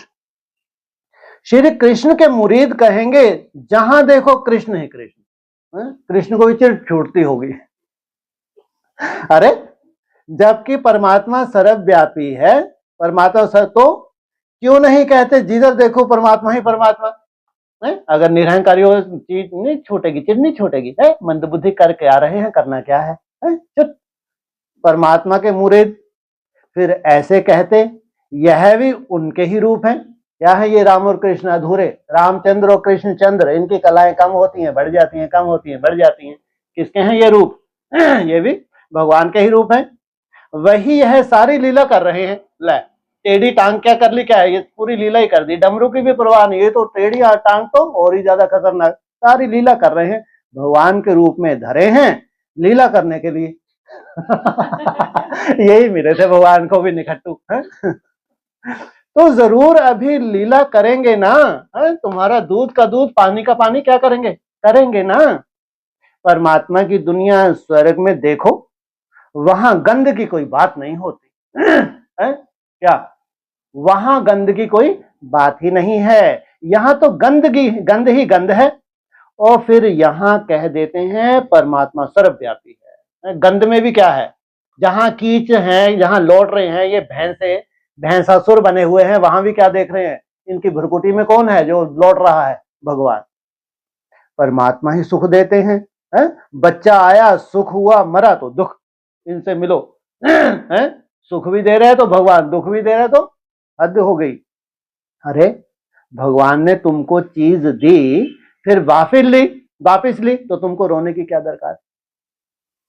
सतयुग में यह रोने आदि का दुख होता नहीं। मोहजित राजा का दृष्टांत दिखाया, ये दुखदायी दृष्टांत। कौन सा है? मोहजित राजा। उसका परिवार भी कैसा है? पूरे का पूरा मोहजित।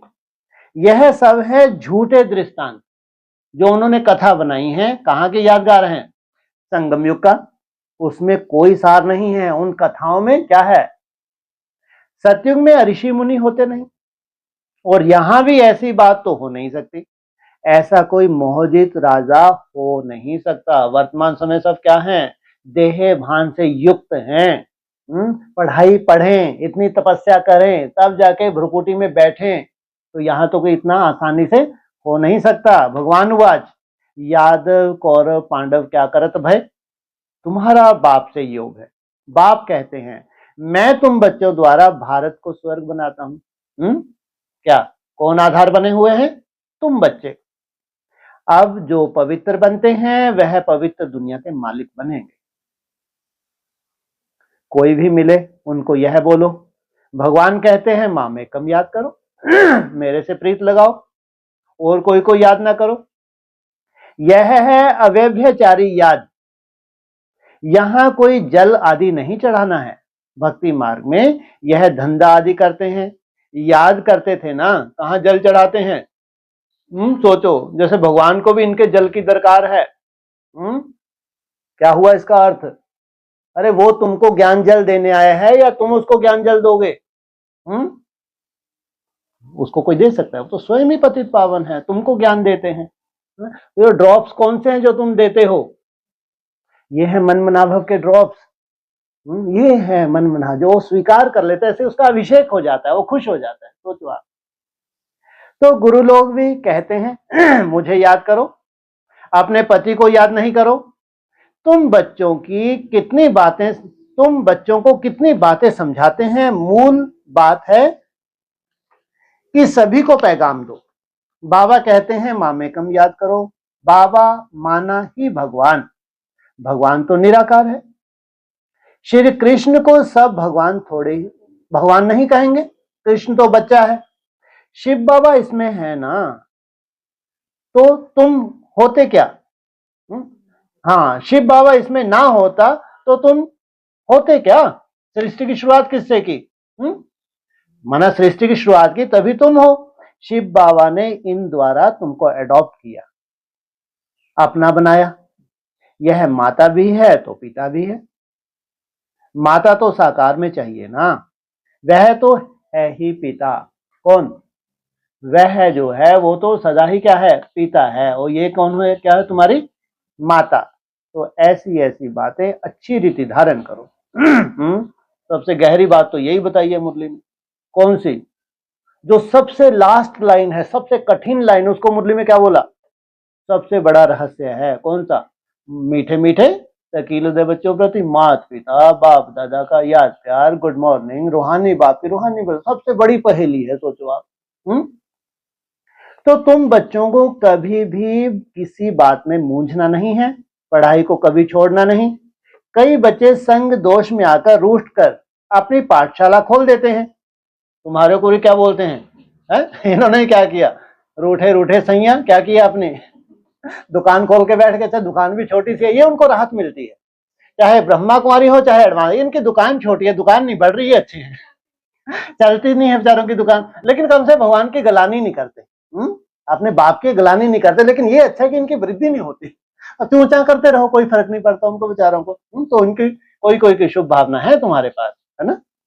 तो अगर आपस में लड़ झगड़ कर जाए, अपनी पाठशाला खोली, तो मूर्खता पूर्वक क्या? मूर्खपना। जब तुम लड़ झगड़ के गए, अब तुम क्या बोले? लड़ झगड़ के आए क्या? तुम्हारे में तो संस्कार ही नहीं है लड़ने झगड़ने, दूर दूर तक नहीं। तुमको तो अच्छे जानते, तो घंटों क्या बैठते हैं। फेमस हो कहाँ पे? कहाँ फेमस हो तुम? ये लंगड़ों के बीच में भी तुम फेमस हो। और लंगड़ों ने जलवा देखा है, घंटों का जलवा देखा हो, घंटों का, मिनटों का नहीं। एक ही टांग पे बैठते हैं, सुबह से बैठते हैं, शाम हो जाती है, वहीं नाश्ते आ जाते हैं। ये जलवा ऊपर से भी आदेश आ गया होगा, इनको कोई डिस्टर्ब करने की दरकार नहीं। वो हैरान हो गए होंगे, अरे ऐसे हाथी होगी तो कभी नहीं देखे, ऊपर से ही आदेश आ रहे हैं इनके लिए कि वहीं इनको नाश्ते दे दो। तो ये जलवा देखा होगा नहीं देखा होगा, है? तब बोला होगा नई दुनिया की सौगात तुम बच्चों को दी है, आना जाना करते हो ना, तो रूठ के आए क्या? है? तो मूर्खपना है, रूठते हैं। कौन मूर्खपना है? जो रूठते हैं, पाठशाला खोलने के लायक ही नहीं है। अगर वो रूठते हैं, उनकी पाठशाला चल ही ना सके, वृद्धि अवस्था में हो ना सके, वह देह अभिमान तुम्हारा चलेगा ही नहीं। क्योंकि बुद्धि में तो दुश्मनी है, तो वह याद आएगी। कितनी सुंदर लाइन है। आज वो मटल्ली बैठेगी सफेद ड्रेस पहन के, तो क्या सिद्ध करेगी? ये सब क्या है? ये रूठे हुए हैं। देखो अपनी मनमत पे क्या किए इन्होंने, कितना बढ़िया सुंदर पॉइंट। और याद के जितने पॉइंट, ये तो इसे कड़वी दवाई लगते हैं इनको, पढ़ने में भी कैसे बेचारों को लगता हो, कैसे बोले जब खुद ही नहीं याद कर रहे, और तुम तो उछल जाते हो जब 8 घंटे की याद की बात आती है तुम उछल पड़ते हो, है? तुम्हारे काम की जो जो बातें हैं कुछ भी किसको समझा नहीं सकेंगे अगर रूठ के गए। ऐसे भी नहीं होता, ऐसे भी होता है। जिनको ज्ञान देते हैं वह तीखे चले जाते हैं, खुद गिर पड़ते हैं, खुद भी समझते हैं मेरे से उनकी अवस्था अच्छी है। पढ़ने वाला राजा बन जाए और पढ़ाने वाला दास दासी बन जाए। सोचो कितने ऐसे टीचर्स हैं, पढ़ाते हैं और स्टूडेंट क्या से क्या बन जाते हैं। ऐसे ऐसे भी हैं। पुरुषार्थ कर बाप के गले का हार बनना है। बाबा जीते जी मैं आपका बना हूं, बाप की याद से ही बेड़ा पार होना है। अच्छा, मीठे मीठे सकीले बच्चों प्रति माता पिता बाप दादा का याद प्यार, गुड मॉर्निंग। रूहानी बाप की रूहानी बच्चों को नमस्ते, रूहानी बच्चों की रूहानी बाप दादा को ओम शांति। बोलिए गंगा कैसे धरा पर आई, मतलब भाई जी हम समझे पहले तो आप बताइए अपना नाम। सुशीला माता जी। सुशीला माता, नोट कीजिए। अति सुंदर। हाँ आप बोलिए प्रश्न। हाँ जी, गंगा कैसे धरा पे आई, है ना। एक है बूढ़ी गंगा। बूढ़ी गंगा का यादगार कहाँ पे है बताते, कंपिल में बूढ़ी गंगा है, जिसके कान पूर गए वो है बूढ़ी गंगा। 76 में जिसको ज्ञान सुनाया तो अभी बूढ़ी हो गई या जवान है? बूढ़ी गंगा कहेंगे उसको, वो गंगा नहीं जिसको कहाँ दिखाया है, जटों में दिखाया है। तो बूढ़ी गंगा तो काम कहाँ से हो गया, खत्म ही हो गया। तो अभी किसका पार्ट है? तो कोई तो गंगा होगी, कोई तो यमुना होगी, कोई तो सरस्वती होगी। तो कहाँ पड़ रही होंगी वर्तमान समय? ऐसी विशेषात्मा कहाँ होनी चाहिए जितनी भी नदियां हैं, एडवांस में। जो मिन्नी वजन पे कुछ तो बची हैं और कुछ तो सदा ही बची रहेंगी। ध्यान रखना, कितना भी वहां हाहाकार मचे, कितना भी तामसीपना आ जाए, तो भी उनकी सुरक्षा बाप कर रहा है और करता रहेगा। जो भी बची हैं ये पवित्र आत्माएं हैं, एक्स्ट्राऑर्डिनरी हैं। इनमें ऐसी ऐसी पार्टधारी हैं तो कोई कल्पना भी नहीं कर सकते। ये जितनी भी दीदी दादी इतने बड़े बड़े पार्ट पे जाके गई हैं, वर्तमान समय कहाँ है? एडवांस पार्टी में। तो जरूर उनमें कोई गंगा भी होगी। तो वो गंगा आगे चल के फील्ड पे जब आएगी तो बाबा ने क्या बताया, पहले किससे मिलोगी? वरना से मिलेगी। जब वरना से मिलेगी तब जाके उसकी तलवार में क्या आएगा, सुंदर धार आ जाएगी। फिर वो पवित्र आत्मा है तो उसके द्वारा जो ज्ञान जल मिलेगा तो जो 60,000 भस्म हो गए हैं वो ललायित हो जाएंगे, ये गंगा है। इतना ही काफी है। सोचो, जब गंगा अपने नाम रूप से प्रत्यक्ष होगी तो वो लाल टपका रहे हैं 60,000 जो भस्म हो रहे हैं, इतने में खुश हो जाएंगे। सोचो ये हमारी मैया है। फिर उस मैया के मुख से जो भी निकलेगा, सन्मुख तो मैया फटकने नहीं देती, कोई को लात मारते हट, लेकिन ऑनलाइन उस मैया के महावाक्य यूट्यूब पे उनके महावाक्य जैसे जैसे सुनेंगे वैसे क्या होगा, परिवर्तन। तो 60,000 जो हैं वो भी क्या हो जाएंगे, परिवर्तन हो जाएंगे। लेकिन उस गंगा का भी आधार कौन? भागीरथ। ऐसा कौन सा भाग्यशाली रथ है जो आगे चल के जब वो एक निश्चित स्टेज पे उसकी तपस्या ना पहुंचे तब तक गंगा भी आराम कर रही है मिनी मधुबन पे, आराम कर रही है। जबकि अभी बाप नहीं है तो भी ऐसी कोई ज्यादा छटपटाहट नहीं है। सोचो जितने भी वंडरफुल पार्टधारी, बड़े बड़े पार्टधारी हैं, इनको कहां से धैर्यता मिल रही है? तो अव्यक्त रूप से कितना सुंदर बाप इनको बहला रहा होगा, कल्पना करके देखो। और इधर जैसे ही भागीरथ की तपस्या कंप्लीट हो गई तो जैसे कि गंगा को भी कहां जाना है, कहां ट्रांसफर होना है? किसकी गोद में है? अरे काशी में जाएगी नहीं जाएगी? बिना काशी में जाए तो तलवार तो उसकी कैसी बने, ऐसी धार आ जाए उसकी तलवार में जो इनको भी क्या कर दे, सुरजीत कर दे। ये अभी आगे चल के ये प्रैक्टिकल भी होगा, लेकिन अभी समय है। हाँ जी, हाँ जी भाई जी। और एक कल मुरली का पॉइंट था कि हर 3 महीने में मिलते थे, मतलब बाबा आकर के, वो है वनवास। हाँ जी, ये समझ में नहीं है। अरे जब बाप ने नई दुनिया के सौगात तुम बच्चों को दी है, माना जरूर बाप बहुत ऊंची स्टेज पे पहुंचा है। जब 60 वर्ष हुए, 60 वर्ष हुए बाप के 2002 में, अव्यक्तवाणी में भी आ गया 2002 में, त्रिमूर्ति का भी इशारा आ गया, और 66 वर्ष हो गए यज्ञ को, 33 वर्ष दूसरी मूर्ति के पूरे हो गए। तो माना उस मूर्ति की जब यात्रा पूरी होगी तो जरूर क्या खुला है, तीसरा नेत्र खुला है ना ज्ञान का, ज्ञान सूक्ष्म हो गया। ज्ञान इतना सूक्ष्म हो गया कि असुरों के लिए डमरू बजा दिया है, और देवताओं के लिए तो मुरली की तान है ही है।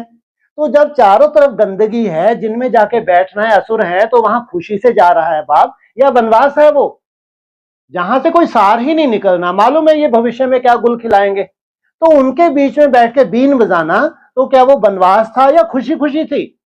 सोचे। इसलिए बाबा ने बोला जो अष्टदेव हैं वो तो सन्मुख मुरली सुनते ही नहीं है, और उनके वंशज भी नहीं सुनते हैं, ना सन्मुख दृष्टि लेते हैं। तो जब उनके बच्चे सन्मुख सुन ही नहीं रहे, सुन दृष्टि ही नहीं ले रहे, तो किनके बीच में जाना पड़ रहा है?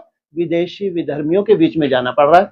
तो कोई खुशी खुशी से जाएगा तो उसको क्या कहेंगे? जैसे 14 वर्ष वनवास किया, जैसे वो 14 वर्ष का पीरियड पूरा होता है, ऐसे कलंकों की बुछाड़ लगती है कि अब संन्यास धारण करना है, अपनी सेवा पूरी कर ली। जैसा जैसा पार्ट बजाना था, जो डमरू बजाना था, और देवताओं ने जो सार धारण किया, और वो भी क्या अपने सतो प्रधान स्टेज पे पहुंच गए। तो उन वनवास से क्या हुआ? एक तरफ असुरों का अंदर से आसुरीपन बढ़ा, जो अभी गुल खिला रहे हैं, हाहाकार मचा रहे हैं, तो ये उनके वंशज हैं। सोचो आप कितना बाप को कलंकित कर रहे हैं। तो ऐसे बच्चों के लिए हर 3 महीने में बाबा जाएगा क्या? लेकिन मजबूरी, अगर ऊपर वाले ने लिखा है कि आपको ये डमरू बजाना है, शंकर के द्वारा विनाश होना है, लेकिन उसमें स्थापना की भी नोंद है, तो उसको कहेंगे जैसे 14 वर्ष वनवास था। नहीं तो वो स्टेज की जो अनुभूति आपने 2-3 में की है, 2002-3 में, उस स्टेज में कौन नहीं चाहेगा कि परमानेंट में उस स्टेज में चले जाऊं जिसमें पूरे विश्व का कल्याण होने जा रहा है। सोचो आप, कहां उस निराकारी स्टेज में बैठे उठाए विश्व का कल्याण होना है, और कहां आपको 14 वर्ष क्या करना पड़ रहा है? तीर मारने पड़ रहे हैं। रावण है, रावण के वंशज हैं, वो तीर के ऊपर क्या कर रहे हैं? कोई कोई तो ऐसे तीर बाप को भी मार देते हैं, तो बाप भी इधर से तीर चला रहे, उधर वो तीर चल रहे हैं। कोई कोई तो जिज्ञासा होती है, कोई कोई तो बाप को डाउन करने के लिए भी तीर मारते हैं। सोचो, अरे रावण के मुख हैं, सब तरह के हैं नहीं है। तो इसको कहेंगे वनवास, कोई राहत वाली बात नहीं है बाप के। इसलिए बाप तो इसके थक गया है। जैसे 18 हुआ, जैसे कलंक शुरू हुए, तो बाप ने क्या मारी? तुरंत पलटी मार दी, संन्यास धारण कर लिया, कोई से नहीं मिलना। अब जाके वो जो तपस्या की है बाप ने, जो सार रूप में उसके पास मुट्ठी में आ चुका है, अब ये उसका प्रयोग है। कितने वर्ष? 5 वर्ष। तो 5 वर्ष में संपूर्ण निराकारी स्टेज धारण करने के बाद बाप अव्यक्त हो जाता है, तो उसको कहेंगे 14 साल का वनवास। हाँ जी।